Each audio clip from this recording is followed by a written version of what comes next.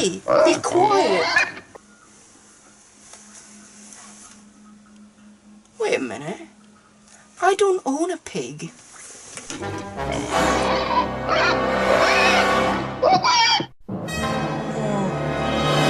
not that, no. No, not Call of Duty Finest Hour, no. What? Where the hell am I? Oh wait, this is my house. Hello, Keith Killbot. I want to play a game. Uh-oh. You torture yourself with bad games. You do this to yourself. You deprive yourself of the experience of playing good games that are finely crafted masterpieces. All you had to do to stop the suffering is leave this room and purchase something critically acclaimed, like Skyrim or Grand Theft Auto 5. Yeah, but they're both overrated. This is what I mean. You are unable to appreciate the good games that life has to offer. I plan to make you see the error of your ways. You will review my bad game, Saw, the video game, in under 30 minutes. Maybe this will be the game that makes you appreciate the good ones. And if you fail to complete this game within the time allotted, this dodgy PlayStation 2 will overheat and explode, bringing your uninspired internet review show to an overdue conclusion. Okay, steady on. I'll play your game, Annabelle. What? Annabelle, you know, the doll. What? I'm not the Annabelle doll. Oh, yes, you're Chucky. What? No! The one from Goosebumps? I'm Jigsaw. Oh, of course, that would explain literally everything, actually. Just review the game, you bumbling idiot. Horror games based on horror movies have had one hell of a history together. Probably the first horror movie tie-in game is the Texas Chainsaw Massacre, which was released on the Atari 2600 back in 1983, the year of the infamous video game Crash. The Texas Chainsaw Massacre is not only among the first horror movie tie-ins, but it's also one of the first horror games ever made. It sucks, I won't lie. It's an interesting oddity, but it's only interesting for an estimated 3 minutes. You basically go around killing little girls. Clearly the technology of the time just couldn't quite recreate, well, anything in the film? I mean, video games were like this.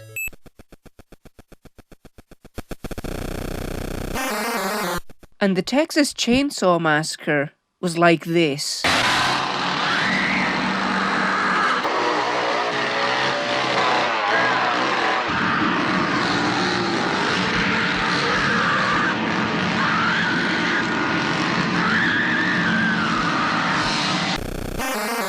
It's also interesting that you actually play as Leatherface, the killer.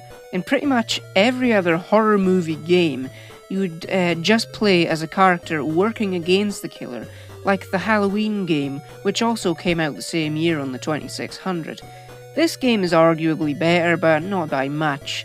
It's yet another neat oddity from a bygone era, though the decapitation almost makes it worth it. Yeah.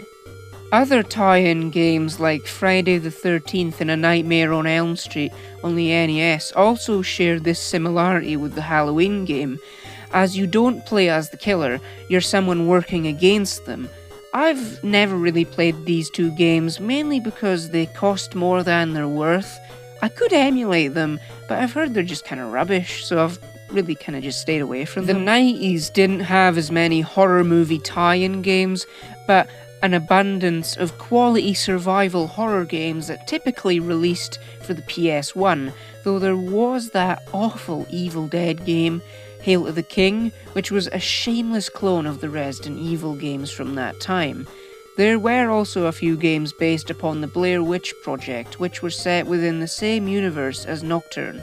What's Nocturne? Well, it all began with President Theodore Roosevelt, who... The clock's ticking. Then the noughties saw an influx of horror games based upon horror movies. Games like The Ring, Terror's Realm, 2 good Evil Dead games, a crap Jaws game, an exceptional Thing game, and then a Grudge game on the Wii. So it would only make sense that a game would be made to capitalise on the success of the biggest horror franchise of the 2000s, the Saw franchise. By the 6th entry in 2009, the films had amassed over $1 billion at the worldwide box office. Developed by Zombie Games and published by Konami, Saw the video game released on the Xbox 360, PS3 and PC on October 6, 2009 in North America.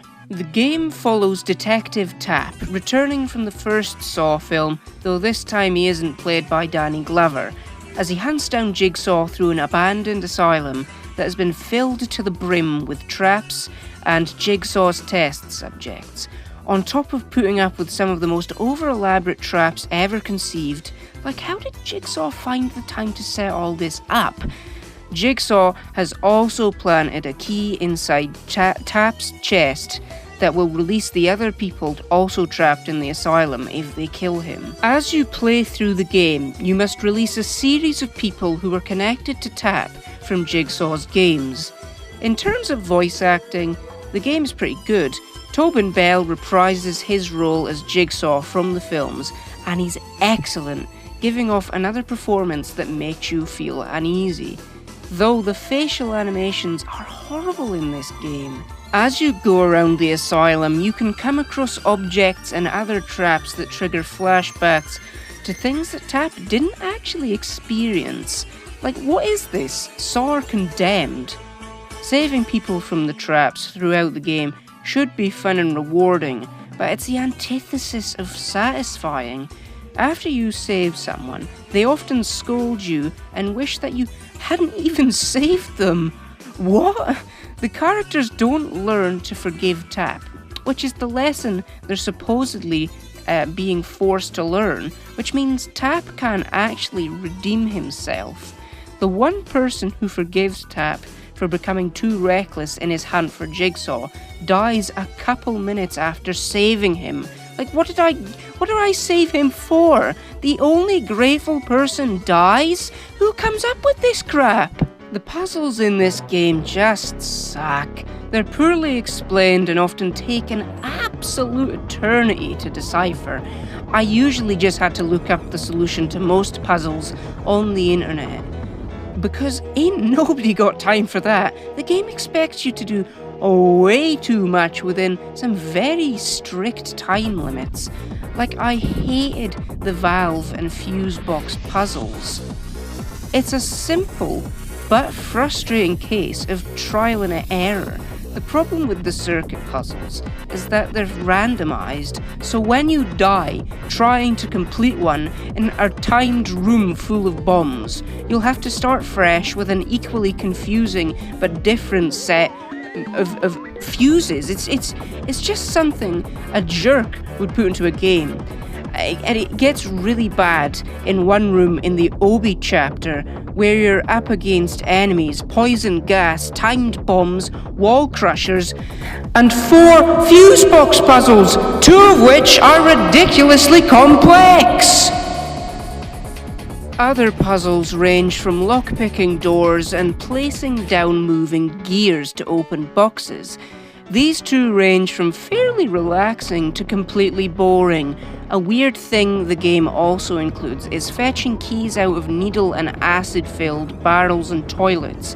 It's so easy to just reach in and grab the key, no problem. I never took any damage off these. It's as simple as reaching in and grabbing it. And why would Tapp just dive in like that? Why wouldn't he just take out the needles individually and then get the key? It would save him from the risk of contracting HIV, or better yet, why doesn't he just knock the barrel over? I mean, you could literally just pick the key up off the ground. Jigsaw, either you need to step up your trap game, or get people who don't want to kill themselves via acid and needles. You played Kasumi Ninja, so you're a fine one to talk. Oh, bugger off, you puppet fiend. Another stupid thing is that Tap doesn't put on other people's shoes, as he just walks around this asylum covered in broken shards of glass, barefoot, Die Hard style. And it's not like the enemies aren't wearing shoes. Everyone but Tap are wearing shoes. And it's not like they're going to be the wrong size, and if they are, it'd still be better than cutting your bare feet to pieces. And Tap also goes around collecting shotgun shells to use in traps, but he never takes one of the 100,000 shotguns that are placed above several doors in the asylum.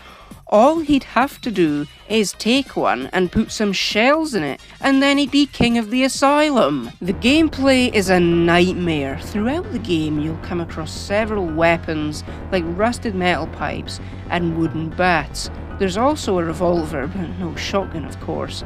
The weapons are garbage and cumbersome, as well as being ineffective against the lowest of enemies in the game, to such a degree where it feels as though you're cheating when you use your fists. It is easier to use your fists than a pipe or a hatchet or a table leg. What is this? Saw the video game, or Saw Fist of Fury? You can also use some of the traps in the environment against the AI, but I rarely used this as it was more hassle than just beating them down with Tap's pimp hands. It's cool when you use the environment against them, with you often rigging tripwires for them to run into. Though tripwires in this game were just another source of infuriation, because they're an instant death and are really hard to see in the dark environments. Graphically, the game is alright. It looks like a game from 2009. Running on Unreal Engine 3, the game also makes use of decent character models, though their animation was quite poor. It's got decent lighting effects, but the problem with the game is that it's too dark. A lot of people hated the game for how dark it was, but personally I thought it was actually, well, it just wasn't that bad. Sure, it probably went overboard in some places, and I did play with the brightness turned up to the max, but I did, however, play it on a much newer TV than the ones around in 2009, so the blacks on my TV would be blacker, and I still didn't think it was that bad. Due to the darkness, you'll be making use of a few light sources, but in actuality, you'll only be using the lighter as the torch only lights up whatever's directly in front of you, and the camera does this.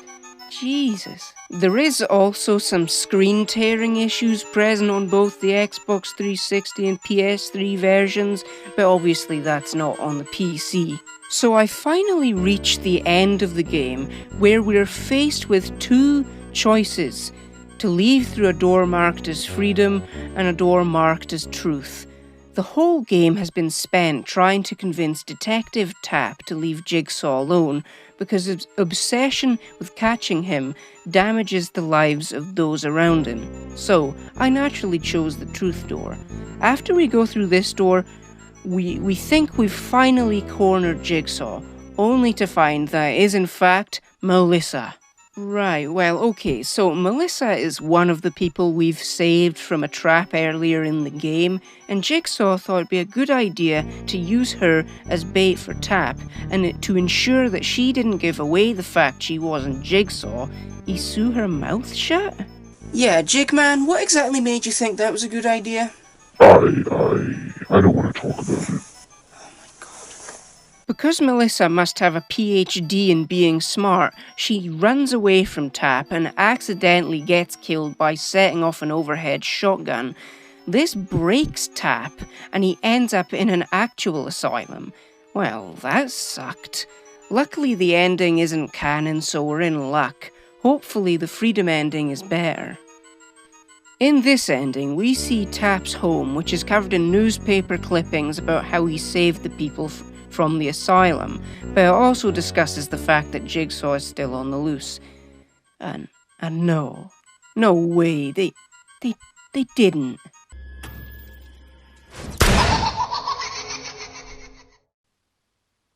They just killed Danny Glover! Both endings are terrible. What were they thinking? Good. After this bad game, I'm sure you'll want to turn over a new leaf. Perhaps I can interest you with this copy of Red Dead Redemption 2 for the PlayStation 4. Wasn't that bad. Wasn't that What? It was alright. Saw the video game sure as hell isn't great, but as someone who really enjoyed the Saw films, I got a lot out of it. Konami intended this game to be a spiritual successor to the Silent Hill series, and it doesn't come remotely close to being as good, but when the game isn't suffering from unfairly timed puzzles, the exploration of the asylum and solving the more minor puzzles can be quite fun. The world building is great. The graffiti sprayed all around the asylum all felt unique, as I never noticed any of the textures being repeated. There was also a fair amount of non-linear progression on occasion, which is always welcome. The love the developers had for the Saw series was obvious, with the reverse bear trap, shotgun collar and pendulum traps being nice nods and homages to the franchise it's based off. And the soundtrack was great at setting the mood, despite the fact that the actual Saw theme isn't in the game at all. They did make a sequel the following year, which I haven't played, as it's meant to suck quite a bit, and its cost is too high to warrant my purchasing of it.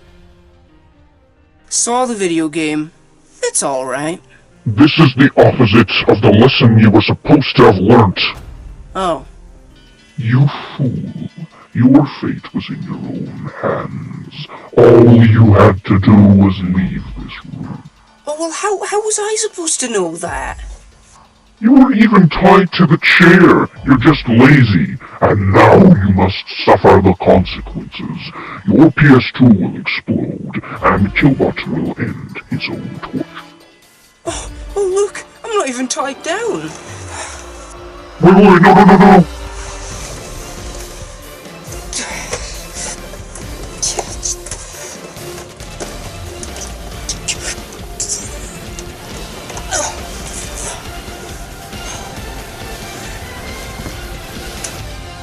Who's the bumbling idiot now? Wait, you didn't learn anything. Neither did Detective Tap.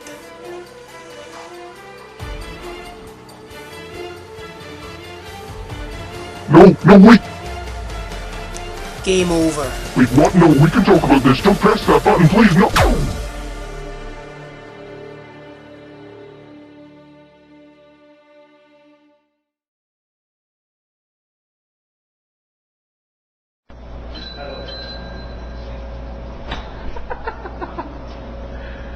You wanna play a little game?